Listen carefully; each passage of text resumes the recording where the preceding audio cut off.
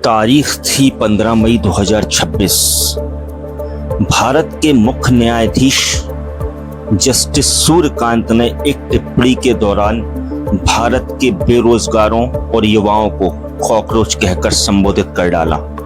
फिर क्या था, देखते ही देखते सोशल मीडिया खासकर इंस्टाग्राम पर एक तूफान सा आ गया। भारतीय मूल के अमेरिका में बॉस्टन यूनिवर्सिटी से पब्लिक रिलेशंस में मास्टर की पढ़ाई कर रहे अभिजीत तिपके ने मजाकिया अंदाज में इंस्टाग्राम पर एक अकाउंट बना डाला कॉकरोच जनता पार्टी के नाम से। उसके बाद भारत की मौजूदा सत्ताधीश पार्टी बीजेपी, मुख्य विपक्षी पार्टी कांग्रेस, यहां तक कि कुछ क्रिकेटर्स, सेलिब्रिटी बॉलीवुड के, इनसे भी ज्यादा उसके फॉलोअर्स की संख्या जा पहुंची, लगभग 2.2 करोड़ के आसपास।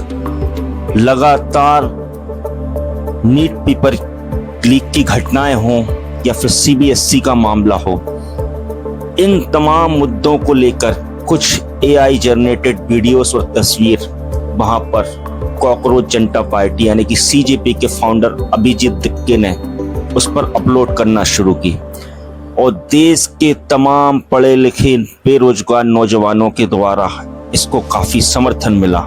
लगातार फॉलोअर्स की संख्या बढ़ती गई। इसी बीच मुख्य न्यायाधीश जस्टिस सूर्यकांत तो अपनी जगह, सीजेपी के द्वारा एक खास किस्म की मुहिम चल पड़ी कि भारत के मौजूदा शिक्षा मंत्री एचआरडी मिनिस्टर धर्मेंद्र प्रधान का इस्तीफा होना चाहिए। जिस तरीके से छात्र युवा परेशान हैं पेपर लीक की घटनाओं को लेकर, भारत की लचर शिक्षा व्यवस्था को लेकर। उसके बाद अभिजीत ऐलान करते हैं 1 जून 2026 को कि वो अमेरिका से भारत वापस आ रहे हैं। फिर क्या था, इसकी तैयारियां शुरू हो गई। 6 जून को उन्होंने ऐलान किया कि 6 जून की सुबह जंतर मंतर पर एक शांतिपूर्ण प्रोटेस्ट करेंगे। जैसे ही इंदिरा गांधी इंटरनेशनल एयरपोर्ट दिल्ली पर लैंड होते हैं अभिजीत, तमाम देश के अलग अलग शहरों से, महानगरों से छात्र इकट्ठे होते हैं, बड़े बड़े सोशल मीडिया इन्फ्लुएंसर इकट्ठे होते हैं और जो बच्चे नीट पेपर या सीबीएसई से पीड़ित हैं उनके माँ बाप वहां पर इकट्ठे होते हैं। कुछ भारत के महान लोगों का भी इसको समर्थन मिलता है, जिसमें सोनम वांगचुक एक मुख्य, जिन्होंने प्रोटेस्ट में शामिल होकर इस को अपना समर्थन दिया। कुछ ऑफलाइन थे, प्रकाश राज साउथ के बड़े स्टार।